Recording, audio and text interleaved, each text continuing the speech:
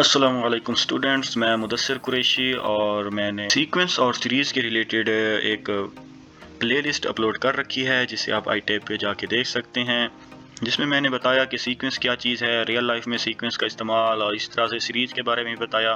तो आज का मेरा टॉपिक अरिथमेटिक प्रोग्रेशन के रिलेटेड थोड़ा बहुत है।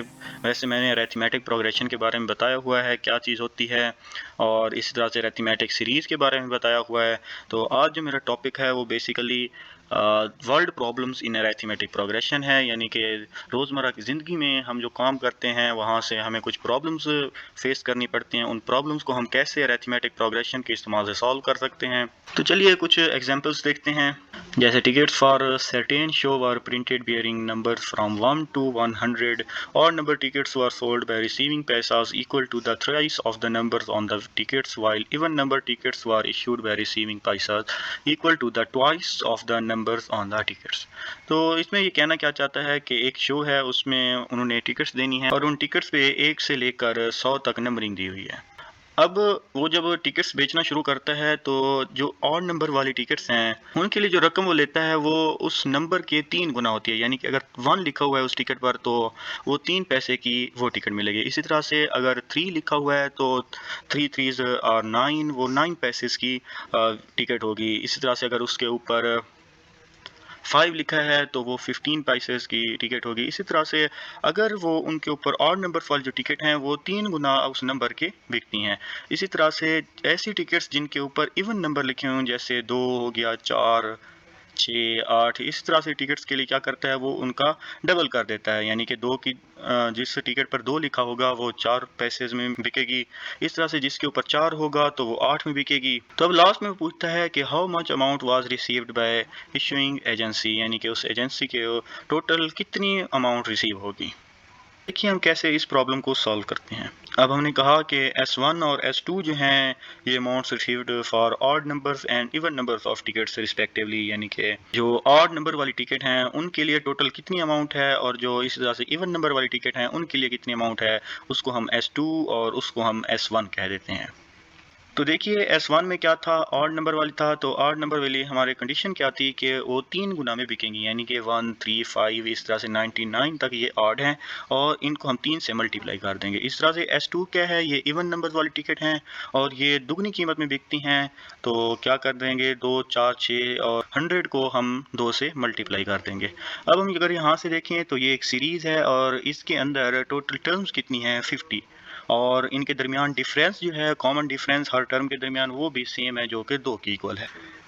तो मैंने प्रीवियस वीडियोस में बताया था कि ऐसी सीरीज़ को हम अरिथमेटिक सीरीज़ कहते हैं और इसका फार्मूला क्या होता है, n/2 into a1 plus an। अब यहाँ पर a1 1 के इक्वल है, इस तरह से an जो है ये 99 के इक्वल है। इसके अंदर टोटल तादाद कितनी है, 50, और पहली टर्म इसकी 1 है और आखिरी टर्म इसकी 99 है। तो फार्मूले में जस्ट जब हम पुट करेंगे तो क्या आएगा, 50/2 इंटू 1 प्लस 99। इस तरह से जब हम इसको सॉल्व करेंगे तो यहाँ पर पहली टर्म 2 है और आखिरी टर्म 100 है और जो नंबर ऑफ टर्म्स हैं वो 50 हैं। तो वही फार्मूला इस्तेमाल करके हम देखेंगे 50/2 इंटू 2 प्लस 100 आ जाएगा। तो अब क्या करना है, यही वैल्यूज़ उठा के पुट कर देनी है और हमने क्या मालूम करना है, टोटल अमाउंट मालूम करनी है। तो हम उनको सम अप कर देंगे, S1 प्लस S2, और 3 को जब इससे मल्टीप्लाई करेंगे तो ये आंसर आ जाएगा 7500।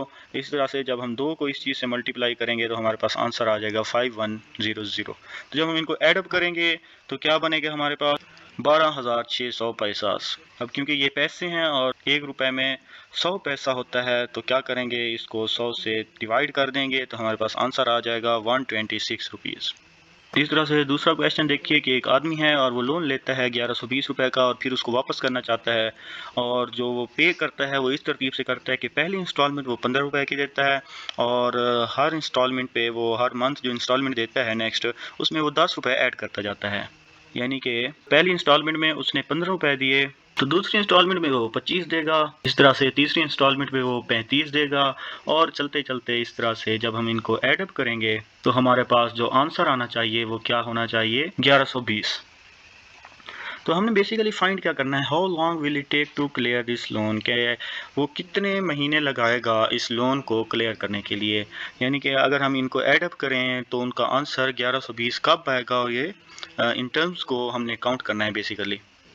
तो देखें अगर हम गौर से, तो ये एक अरिथमेटिक सीरीज़ बन गई है जिसमें पहली टर्म 15 है और इनके दरमियान जो कॉमन डिफरेंस है वो 10 का है। तो इसी तरह से लिख दिया कि here A1 is 15 and D is equal to 10।